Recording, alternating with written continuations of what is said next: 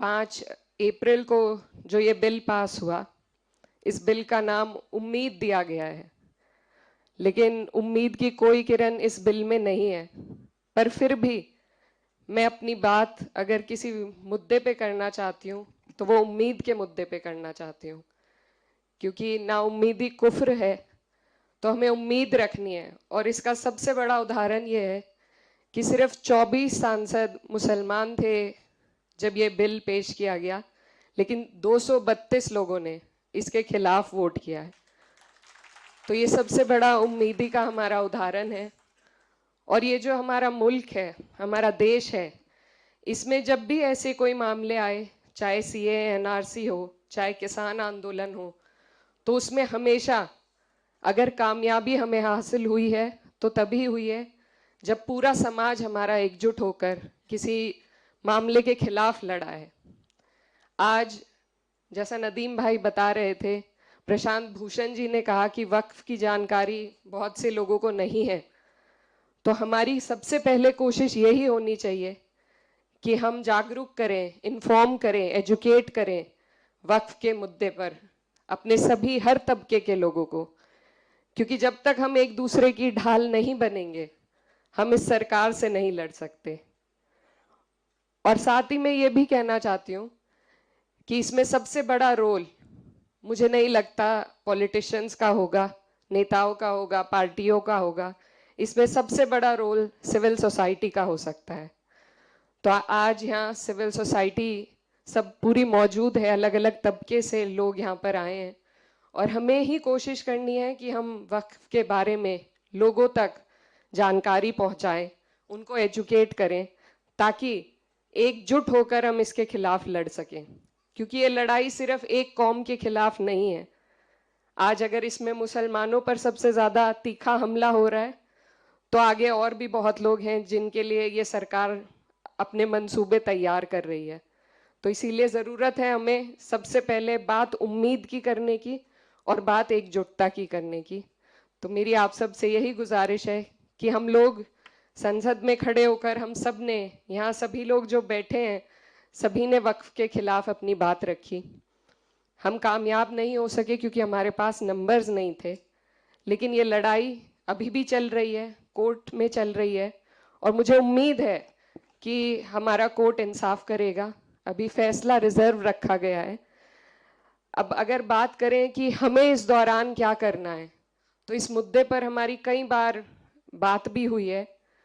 और इसमें कोशिश यही है कि जहां एक तरफ उम्मीद है वहां दूसरी तरफ तैयारी होनी चाहिए। क्योंकि ये जो सरकार का मंसूबा है, ये पूरे देश में एक एडमिनिस्ट्रेटिव केओस पैदा करने का है। जो छोटे छोटे जिले हैं, कस्बे हैं, सबसे पहले वहीं पर उन लोगों पर सबसे पहले ये परेशानी का पहाड़ टूटेगा जो शायद इसके कानून सही तरीके से नहीं जानते, नहीं समझते। तो मैं, क्योंकि यहाँ पर सभी जिम्मेदार लोग मौजूद हैं, सिर्फ ये कहना चाहती हूँ कि अगर हम कोशिश करें सिविल सोसाइटी के माध्यम से छोटे छोटे कस्बों में, छोटे जिलों में वक्त की जानकारी पहुंचाने की, तो मुझे लगता है उससे बहुत लोग हमारे साथ इस मुहिम में जुड़ेंगे। और दूसरी बात, क्योंकि यहाँ पर सभी लोग बहुत कुछ करना चाहते हैं लेकिन रास्ता समझ में नहीं आता है, तो मेरी जो छोटी सोच है उससे मुझे ये लगता है कि अगर हम लीगल कैंप्स, लीगल एड अभी से हम ऐसे लोगों की तैयारी करें जो हर जिले में, हर कस्बे में, जहां भी इस तरह के मुद्दे उठते हैं, जैसा संभल में उठ चुका है, उसके अलावा भी, क्योंकि कोर्ट सिर्फ सारे मामले सुप्रीम कोर्ट में लाए जाएं ये भी मुमकिन नहीं हो पाता, लोअर कोर्ट से लेके, हाई कोर्ट से लेके सुप्रीम कोर्ट तक हमें ऐसे लोगों को जोड़ना पड़ेगा जो जब ये मुद्दे जहां उठे उनके लिए एक तरमीम बनाई जाए कि कैसे उस जगह पर इस लड़ाई को हम लड़ सकें। अभी हमारे एक स्टूडेंट लीडर थे, उन्होंने बहुत अच्छी बात कही और समाजवादी पार्टी पर भी सवाल उठाया। ये जगह पार्टी की बात करने की नहीं है, लेकिन मैं फिर भी ये कहना चाहती हूँ कि हमारे देश में जो भी कुछ हो रहा है वो राजनीति से होकर गुजरता है, जैसे कि वक्फ भी है। तो इसलिए ज़रूरी है कि हर मंच पर हम अपने अंदर भी झांकें, हमारी जो कमियां रही हैं उन पर भी ध्यान दें, और साथ में बात राजनीति की ज़रूर हो। द वर्ड ए पॉलिटिकल, इससे मुझे बड़ी नफरत है, क्योंकि कुछ भी हमारे देश में ए पॉलिटिकल नहीं होता है। तो बात पॉलिटिक्स की जानी चाहिए, और हम जहां खड़े हैं, हमारी जिम्मेदारी है कि अगर हमारे ऊपर कोई भी अगर वर्ग हो, उस पर कोई संकट आए, तो अपनी पार्टी का रुख उस तरफ मोड़ने की जिम्मेदारी हमारी है। और मुझे लगता है कि अब तक हमने कोशिश की है कि पार्टी ने एक मजबूत रुख पेश किया है वक्फ के खिलाफ और हर एक मुद्दे पर, और आगे भी इस जिम्मेदारी को, जिया भाई भी यहाँ पर हैं, हम सभी लोग निभाएंगे, और बाकी जो पार्टीज यहाँ मौजूद हैं उनसे भी हमें ये उम्मीद है। लेकिन जो आने वाले चुनाव हैं, बिहार में एक चुनाव आने वाला है, उसके लिए मैं खास तौर पर कहना चाहती हूँ कि जो धोखा हमें बिहार में मिला है उसको हमें याद रखने की ज़रूरत है। और वहाँ पर उसी हिसाब से, किसी पार्टी के लिए मैं वोट नहीं मांगना चाहती, लेकिन उसी हिसाब से अपना जहन खोलकर हमें हर एक पहलू पर ध्यान देने की ज़रूरत है। तो उसमें राजनीति भी आती है, उसमें लीगल एड भी आएगी, और उसमें सिविल सोसाइटी का बहुत बड़ा योगदान रहेगा, लोगों को एजुकेट करने के लिए, उनको साथ जोड़ने के लिए।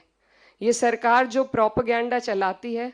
ये आइसोलेशन का प्रोपेगेंडा है, एक समाज को बिल्कुल अलग कर दिया है। हम आपस में बैठते नहीं हैं, आपसी मामलों में चर्चा नहीं कर पाते, तो उसको हमें तोड़ना होगा। हमें सबको अपनी परेशानियों से अवगत कराना होगा, और उनकी परेशानियों की जानकारी रखकर एक दूसरे की ढाल बनकर एक दूसरे का साथ देना होगा, एक दूसरे के साथ खड़े होना होगा। तभी मुझे लगता है कि इस तरह की कोई भी जंग हम जीत पाएंगे। और साथ ही मैं ये भी कहना चाहती हूँ, अभी हाल फिलहाल में कुछ ऐसे मुल्क हमारे देश में हैं जिनमें जिनमें क्लियर कट, हमारे यहाँ तो फिर भी डेमोक्रेसी जिंदा है, लेकिन जहाँ पर बिल्कुल तानाशाही थी, जब वहाँ पर तख्ते पलट हो गए, तो यहाँ भी हमें उम्मीद है कि यहाँ पर हमारी जो डेमोक्रेसी है, जिसके सांस रोकने की कोशिश सरकार कर रही है, उसको आप और हम मिलकर मजबूत करेंगे। हमारी जो न्याय प्रणाली है उससे हमें उम्मीद है, और उम्मीद को ही जगा कर रखना मुझे लगता है आज के दौर में सबसे ज़्यादा ज़रूरी है।